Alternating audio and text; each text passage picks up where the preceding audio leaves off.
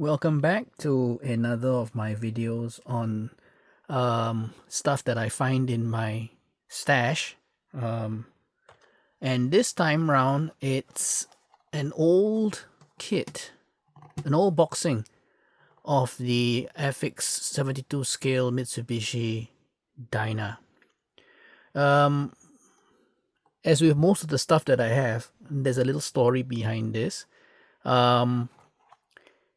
Way back, I don't know whether you all remember this, but way back when the movie Tora came out, um, I really wanted a particular FX kit, and that particular FX kit was that one, the Aichi D3A1 Val. I eventually got it, but it took a while, and it was out of stock everywhere, I think for obvious reasons. And I remember going into the toy shop and saying, I'm looking for this particular kit.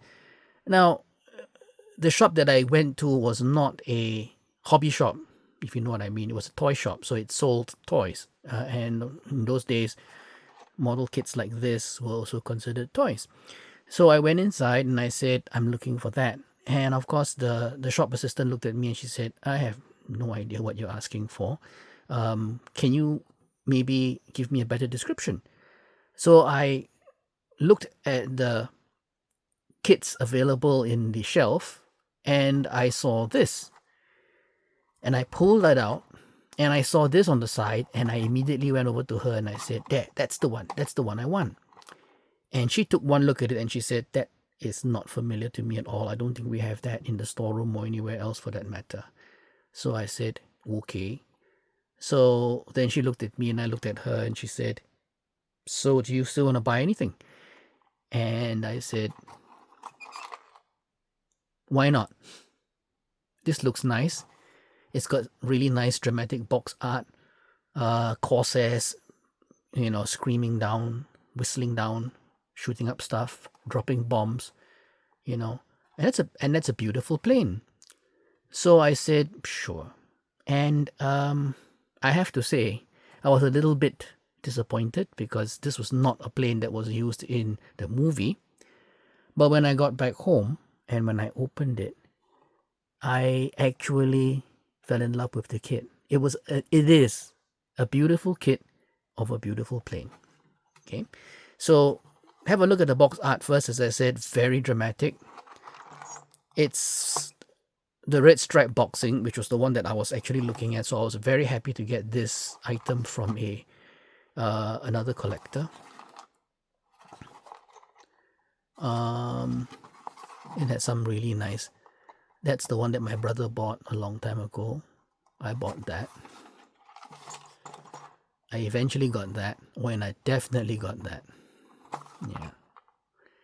Okay, so that's the box. Typical Airfix. Let me just pick that up carefully and I'll put that down there. So this is how it came to me. And I put it back exactly the way I found it. That's the instruction sheet, which of course is that wonderful instruction sheet with a little bit of potted history down here. And then you have the exploded diagram. And then you have all this, locate and cement cockpit assembly into starboard fuselage half, the central bulkhead against front of forward rib, and aft bulkhead against back of rear rib inside fuselage.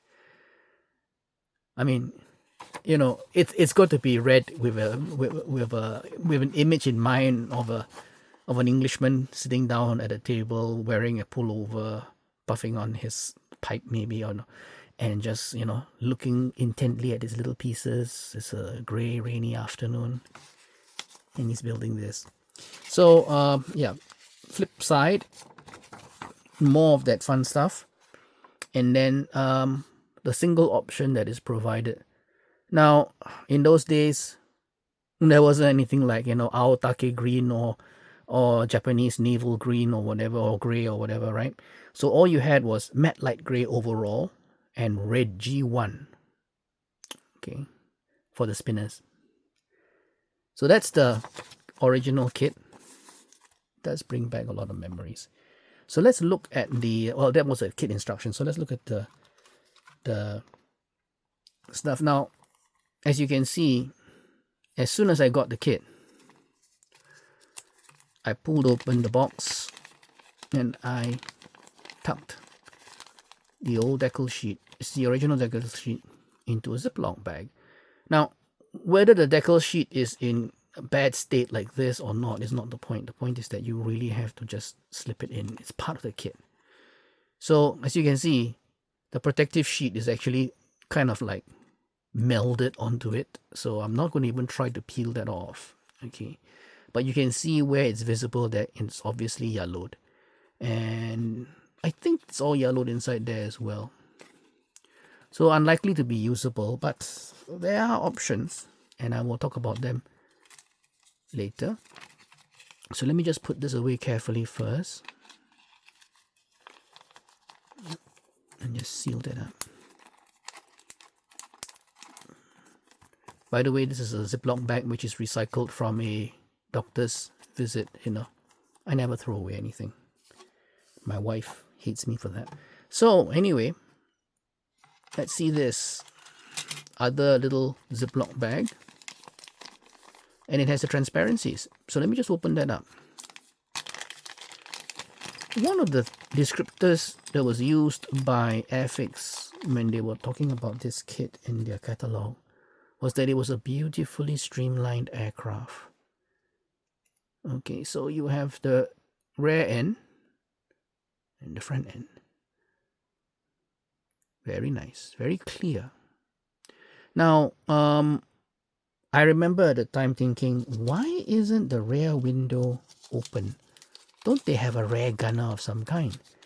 Little did I know, of course, that at the time, little did I know that, of course, the Dinah is not defensively armed. The Dinah is an unarmed reconnaissance plane. It's basically a Japanese Mosquito, if you will, loosely. So it was meant to use its speed to get its job done, and I think it worked. It worked very, very well. I remember reading an article about Dinahs over Burma and how it was next to impossible to intercept them until they finally got some Spitfires in and they were able to then intercept them. They were so fast. Okay, so this is what you will get in the box. Upper and lower wing. Fine, very, very fine detail. Raised lines, of course. I mean, this is a 1970s kit. Typical Airfix. Ailerons don't move, which is fine with me. And then you have all those bulkheads and a couple of pilot figures, although there's only one pilot and one observer. They're both in the same pose. So I suppose under that glass makes no difference. Doesn't make much of a difference. The propeller, the blades are molded onto the propeller spinner stroke boss, and I think that's not quite right. But then again, of course, I haven't really done the research, so I wouldn't know. But it does look quite decent for this age and scale anyway. Cowlings. And the thing about Japanese aircraft, of course, is that if you've got radial engines, oh, these are beautifully shaped, right? You have these, right? Cowling flaps. Now, the cowling flaps are obviously off scale. And they're just meant to be representative. So if you don't want to replace them, that's fine. Just paint them up and accept them as they are. They look fine, I think. If you're a stickler and you really want some detail and you want it to be scale thickness, then of course you've got some work ahead of you to carve these off, okay, and replace them with plastic card. Gear doors, thick, right? But again, quite acceptable in this scale and in that age, right? Now, the pièce de résistance, the stuff that got me so excited. when I first saw this kit. The fuselage. Now, when Airfix said it was a beautifully streamlined aircraft, they weren't kidding. It's a beautiful, beautiful plane. Sleek, slim, nice profile, that bullet-shaped nose, beautiful, very elegant, very nice. I would actually describe it as a Japanese Mosquito. More transparencies, because again, this is a reconnaissance plane, so it does have other windows. So you have this. Now I find these to be a little bit misshapen. Why? Because they are inserted from inside, right? So the result is that they're quite thick, but again, workable. What else do we have? It's a very simple kit. It's the last, well, maybe the next to last spool. This is the other thing that I caught. The wheels. They were nicely shaped. They were not like, you know, rubber bungs or anything else, but these look very nicely shaped. So that also caught my attention. This is the last spool. The stocky undercarriage, tail wheel. There's even a yoke for the pilot. Not bad, right? Nice. Very nice. I like this kit. I liked this kit when I was a young boy, and I like this kit now. Then, Airfix checklist. Have you got them all yet? Oh, you've got like a little mini catalog, but with no pictures. Just a list of kits. So nice. Have you seen the catalog? The Airfix catalog. Nice. I've not seen a slip like this before. This must be a very unusual slip. You know, the typical one is the other one, the Haldane placed on. Now, one item. Oh, there's another bit of yeah, there's nothing there. One more item which caught my attention.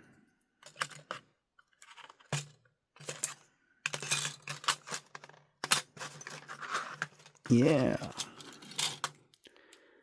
it's the stand. And those of us who are old enough, or fortunate enough, to have built Airfix kits when we were younger, will remember this little baby. Okay, stiff as always to go in. I think it was meant to be a snap fit, but never mind. Yeah, there's a bit of flash or something on it. So anyway, that bit goes inside there, right? And the plane sits on it. And if I remember correctly, if you look at the fuselage, there's a hole molded into it. Yeah. See, the windows go here, here, here. Another one over there, and one at the bottom here. Right? And that's the slot. It's supposed to go in like that. And I remember thinking to myself, you know, Airfix was clever. They left the slot with a little hook like that, right? Can you see it? The idea being that you could actually take it off and take it on. That's when my brothers and I decided that we will put all our models' wheels up and fly them around the room every so often, and then put them onto the shelf on display, like as if it was some kind of museum, you know. But there you have it. A nice bit of nostalgia. I'm going to take this one and I'm going to put it together with that, because I think that's a bit of precious material which I think I'll try and keep a little bit longer by protecting it. There. And I think I'll put all the I know, maybe not a good idea to put all the transparencies, all the shiny bits, all the transparent bits together, but you know what? I'm not too worried. There's enough space inside there. It's more important to prevent them from being scratched by all the rest of the plastic. So I'll put this whole lot back. I always do that. I put the instruction sheet sandwiched inside the decal sheet. Sorry, what am I saying? The decal sheet inside.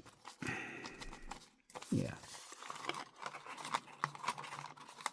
Does that work? No, it does not. Let's not force it. Okay, well, I'll just pack that in as well as I can. And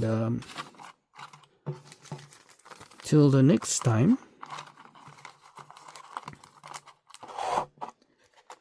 when I share another one of these antiques.